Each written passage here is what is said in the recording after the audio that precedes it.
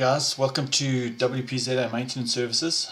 So today we're going to take you through the process of replacing the WordPress files, say at any point, in case your primary WordPress install gets corrupt, or you've had a hack, or you've had some malicious code that's been injected into your site.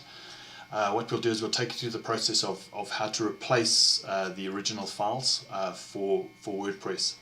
Now, WordPress has a couple of sections which you shouldn't delete, and then other sections that you can delete. Now, if we look at the back end here, you'll see that this is essentially a WordPress install. So if we go along here, these are all the WordPress files. The CGI bin at the top is not a WordPress file, it's actually from the hosting provider. But you see here, it's WP admin, WordPress content, WordPress includes. Then you have these hidden files here, which is a user PHP, and then you have all these WP other files. Now, of all those files, when you're doing a WordPress replace and you want to replace all the core files, the folders that you keep are this one. Then the files that you keep are this one, and not normally these other ones will be here, but for this video, I have to keep these ones, that one, and that file here. So now those are the folders and files that you have to keep. The rest you can actually replace completely. So your WP config file, that's your main config file that connects WordPress to your database. So it's pretty important to keep that one. If you have been hacked, it is a good idea to replace the config file, but with a completely clean config file. But you just got to obviously keep that config file so you have all your information for your database. But there you can see the WP admin. The WP includes the index, the readme, activate, blog, comments, config, cron, links, load, login, mail, settings, sign up, track up, and XML RPC. All those files can be replaced. So the easiest way to do that is to go to WordPress.org. I'm just going to click on the home page for that. It's get WordPress, and then you just download the newest version of WordPress. Once you've downloaded it, it will actually create here's all the files here that you need. The only ones that you won't be copying across would be the content folder. So for the purpose of this video, I'm just gonna delete those. I'll move to trash so it doesn't confuse me. Now there's a couple of ways of doing it. You can either do it through your cPanel or your management interface, but we use a program called FileZilla.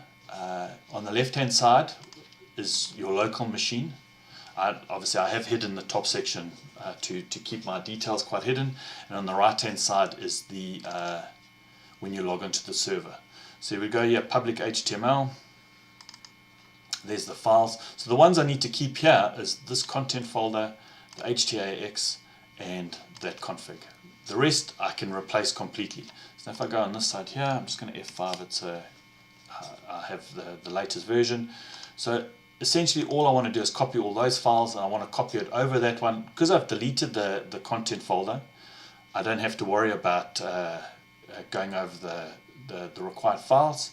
So I just go from here and I literally just drag. I would drag it across like this. Let me just take you through the process, and there, just okay. So now, because I'm using four uploads, I just click on here. Always use this action, so it's going to replace the files that are on the target section. I just say okay, and it just takes you through the process of replacing all those files. And that's how simple it is to replace all the core files in WordPress via FTP. Like I said, the main section that you need to keep is your WP content. Your WP content contains your images, any backups, your themes, your plugins. So these are the things that are pretty unique to your site. Now, if you're coming from an attack, or you've got some malicious content, you probably have to go through your WP content folder and probably replace all your plugins and your themes, but that's beyond the scope of this video. All I'm showing you is how to replace your core files via FTP or via your cPanel. Your cPanel is a little bit different because you would actually upload the zip file, so we'd select it,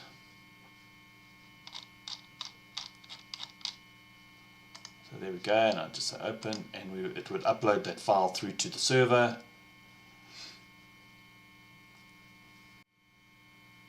There we go, there's that WordPress folder that we've been waiting for. Literally go up to the top here, you press extract, you extract it to the folder that you want it, and there we go. If we click on here, there's the WordPress install, and literally you just drag from there into the public HTML folder, and it will replace the WP admin. It is something that you really need to make sure that you have backups. We do have videos on taking you through the backups, but it's highly essential before you start playing with your core files that you've backed up everything. It's very easy for you to get back the information that you're copying over.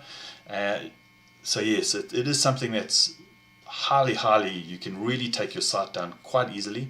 So if you feel completely uncomfortable doing it, get a professional in to do it. They can take you through the whole process of doing it. But once you've done it once, it's very simple. As long as you know you've backup that you can come back to, it's absolutely perfect. But that's the process of replacing all the core files in WordPress. So like I said, it's the WP admin. The WP includes everything else except the wp-config.php, .hta access file in the WP content folder. And everything else that like a .user or a php.ini, those are pretty important files as well.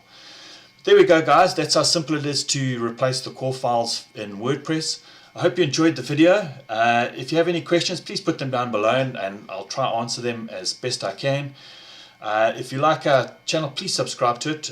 We're really trying to grow our channel and help people with WordPress, and it would be great if you joined us and you can get our future videos coming forward. Thanks a lot, guys. Have a great day. Bye.